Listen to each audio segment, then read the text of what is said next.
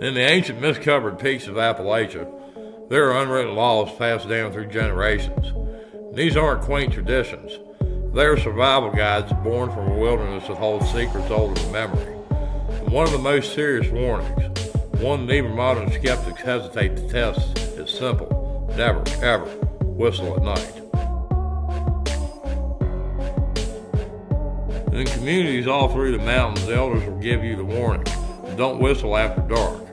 This isn't just a superstition, it's a piece of deeply ingrained regional wisdom.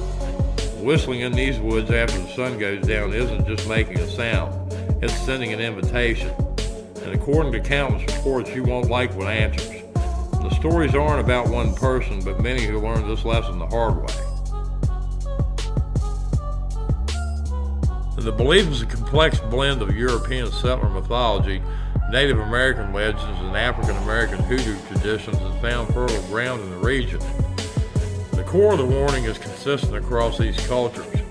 A whistle in the dark pierces a natural silence and attracts unwanted attention. Within Hoodoo, certain high-pitched sounds are believed to mimic spiritual calls, unintentionally signaling to wandering spirits that your space is open. The broader legend states that if you send a whistle out into the woods, you're telling whatever is listening that you're alone and vulnerable. And many who grew up in the region share similar childhood memories of being sharply corrected by a grandparent for whistling as dusk fell, their elders' face tight with genuine concern. And this isn't a story told to scare children, it's a rule adults live by. Across the hundreds of anecdotal reports, a terrifying pattern emerges. The first thing that happens after the defiant whistle is a profound silence. The normal chorus of insects and animals abruptly stops, as if the woods itself is holding its breath. And then the sound comes from deep within the woods. The whistler's own tune is repeated back to them. Accounts describe the mimicry as perfect, yet chillingly wrong, thin, hollow, and devoid of life, like wind whistling over an empty bottle. And this isn't an echo. An echo doesn't wait for you to finish. This is a response. And story after story, the mimicking whistle then begins to move, sounding again from a new location, closer than before, just at the edge of the property line. And it's an intelligent hunting sound, and it's coming from the source of the first whistle.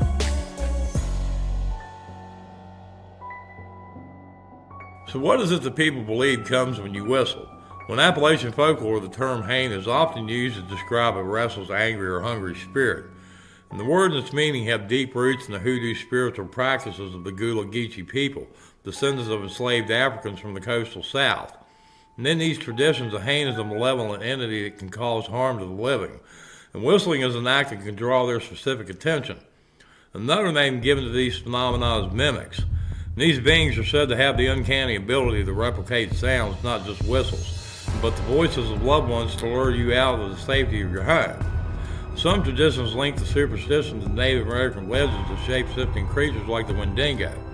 Whatever you call it, the belief is the same. Whistling is like ringing a dinner bell for something that sees you as prey.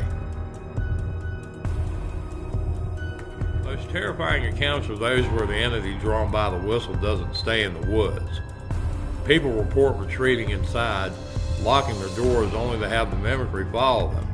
And the whistling appears right outside the window, as if the source is now standing on the porch.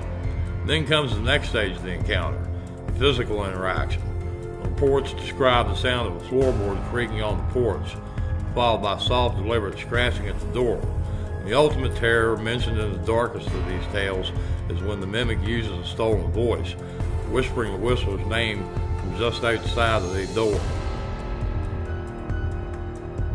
But for those who claim to have had these encounters, the experience is life-altering. They speak of a night spent in silent terror waiting for the first light of dawn, which always seems to bring safety.